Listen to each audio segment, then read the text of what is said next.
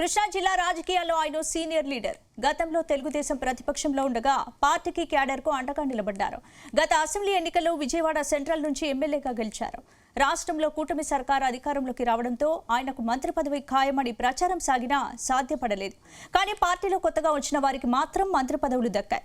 ఈ నేపథ్యంలో ఆయన అధిష్టానం తీరుపై తీవ్ర అసంతృప్తితో ఉన్నారా? వైసీపీ నుంచి వచ్చిన వారికి మంత్రి పదవులు కట్టబెట్టడంపై ఆయన అక్కసు వెలిబుచ్చడానికి కారణం అదేనా? Let's watch the story.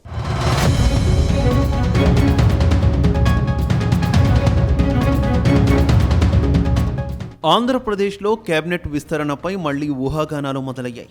కూటమి సర్కార్ 2 ఏళ్ల పాలనను పూర్తి చేసుకోవడంతో త్వరలోనే మంత్రివర్గ విస్తరణ ఉంటుందని ప్రచారం సాగుతోంది. ఈసారి మంత్రివర్గ విస్తరణలో భారీ ప్రక్షాళన ఉంటుందని చెబుతున్నారు. ఇప్పటికే మంత్రుల పనితీరుపై సీఎం చంద్రబాబు పలు సర్వేలు నిర్వహించగా 1 డజనుకు పైగా మంత్రులపై తీవ్ర వ్యతిరేకత ఉందని తేలిందట.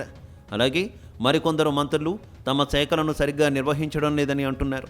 దాంతో వీరిని తప్పించి వారి స్థానంలో కొత్త వారికి ఛాన్స్ ఇస్తారని అంటున్నారు. అలాగే పార్టీలో కొద్ది రోజులుగా అసంతృప్తి వ్యక్తం చేస్తున్న నేతలను మంత్రులకు అవకాశం ఇస్తారని అంటున్నారు. మంత్రివర్గ విస్తరణ నేపథ్యంలో విజయవాడ సెంట్రల్ ఎమ్మెల్యే బోండా ఉమామహేశ్వరరావు చేసిన కామెంట్స్ ఇప్పుడు హాట్ టాపిక్ అవుతున్నాయి.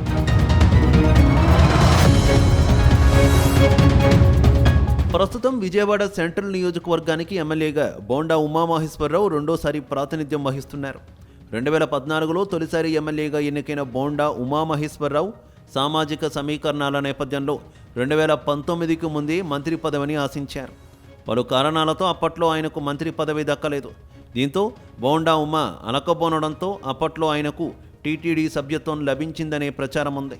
2019 ఎన్నికల్లో ఓటమి పాలైన బోండా ఉమా వైసీపీ అధికారంలో ఉన్న 5 ఏళ్ల సమయంలో పెద్దగా బయటకు కనిపించలేదు.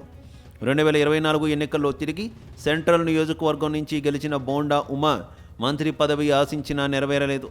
దాంతో ఇప్పుడు కాకపోతే ఇంకెప్పుడు మంత్రి పదవి వస్తుందని నిరాశ ఎమ్మెల్యే బోండా ఉమలో స్పష్టంగా కనిపిస్తోంది.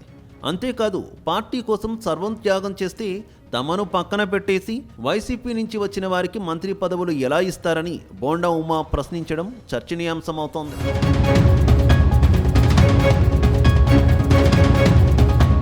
ఇక 2024 ఎన్నికల్లో కూటమి ప్రభుత్వం భారీ మెజార్టీతో అధికారంలోకి వచ్చింది. అయినా ఎమ్మెల్యే బోండా ఉమామహేశ్వరరావు మాత్రం మంత్రి పదవి దక్కకపోయినా ప్రభుత్వ విప్ పదవితో సరిపెట్టుకోవాల్సి వచ్చింది.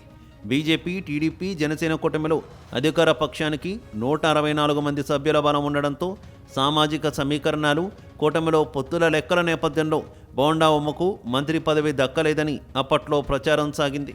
అయితే తన అసంతృప్తిని ఆయన బహిరంగంగా ఎప్పుడూ వెల్లడించకపోయినా కొద్ది రోజుల క్రితం బహిరంగ వేదికపై తన ఆక్రోశాన్ని వెళ్లగక్కారు. ఉమ్మడి కృష్ణా జిల్లా నుంచి మంత్రిగా ఉన్న పార్థసారథి గతంలో వైసీపీ ఎమ్మెల్యేగా పనిచేశారు. పార్థసారథితో పాటు మంత్రి సబిత, కొండపల్లి శ్రీనివాస్, వాసంశెట్టి సుభాష్ వంటి పేర్లను ప్రస్తావిస్తూ ఇతర పార్టీల నుంచి వచ్చిన వారికి ప్రాధాన్యత దక్కిందని, తమను మాత్రం విస్మరిస్తున్నారని ఆవేదన వ్యక్తం చేయడం హాట్ టాపిక్గా మారింది.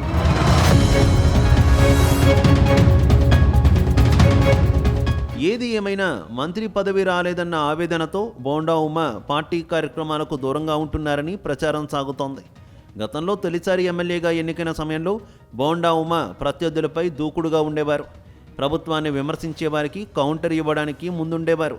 కానీ రెండోసారి ఎన్నికైన తర్వాత బోండా ఉమా పెద్దగా యాక్టివ్గా కనిపించడం లేదు.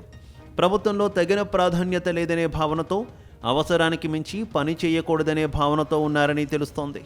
దీనికి తోడు ఇతర పార్టీల నుంచి వచ్చిన వారికి మంత్రి పదవులు దక్కడం కూడా ఆయనలో అసహనానికి కారణంగా ప్రచారం జరుగుతోంది. మరి ఇప్పటికైనా పార్టీ కోసం కష్టపడ్డ నేతలకు సీఎం చంద్రబాబు మంత్రి పదవులు ఇస్తారా?